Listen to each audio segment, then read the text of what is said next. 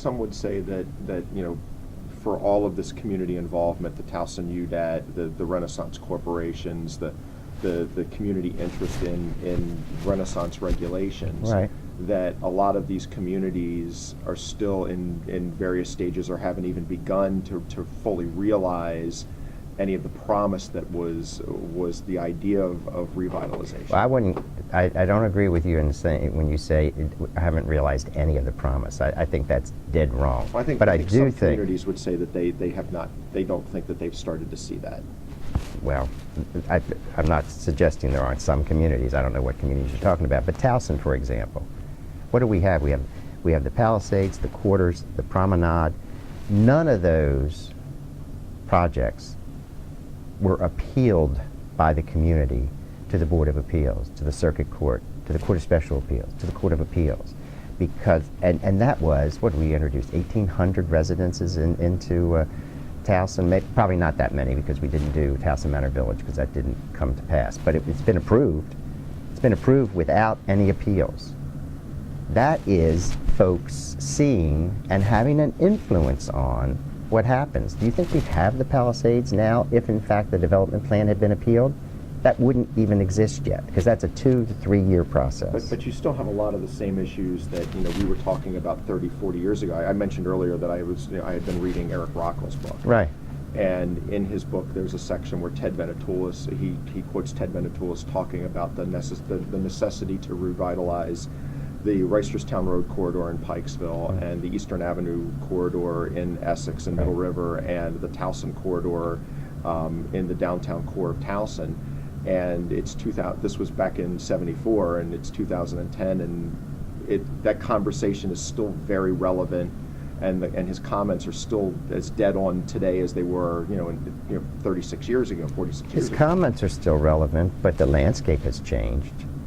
And his comments may be relevant because that may always be the case, because that's why Renaissance is so important.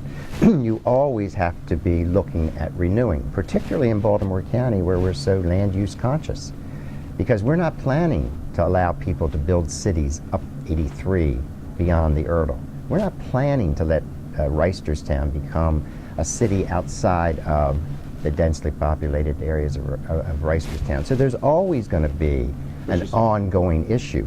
But if you're going to suggest to me that there's not been significant response to, number one, the Renaissance program, and number two, to the Towson visionary UDAP process, I just don't agree with you. But you still have the same, we still have the same. We don't have the same. We have some vacant places. We have some of them vacant as you come away from the circle. Sure we do. And the recession certainly has set us back. I mean, but for the recession, Towson Circle 3 would probably be underway. But for the recession, Towson Commons might look very, very different. Well, these are the realities. You have to deal with that. That's life. And you can't change life.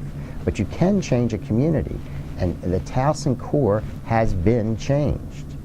And if you don't see that, I just don't think you're looking, because you've got those 3 major residential complexes, and one of the goals of the of the Towson UDOT was we want people on the street after 4:30 when the government offices close, and the only way we can get that is if people live here.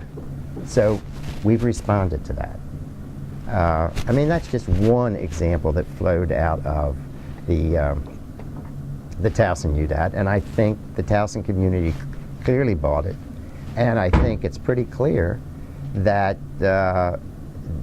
that's what they want, because there were no appeals from those things.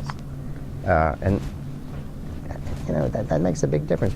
Go into Essex Middle River. If you don't think Essex Middle River is different now, you haven't talked to anybody down there, or you haven't talked to enough people down there.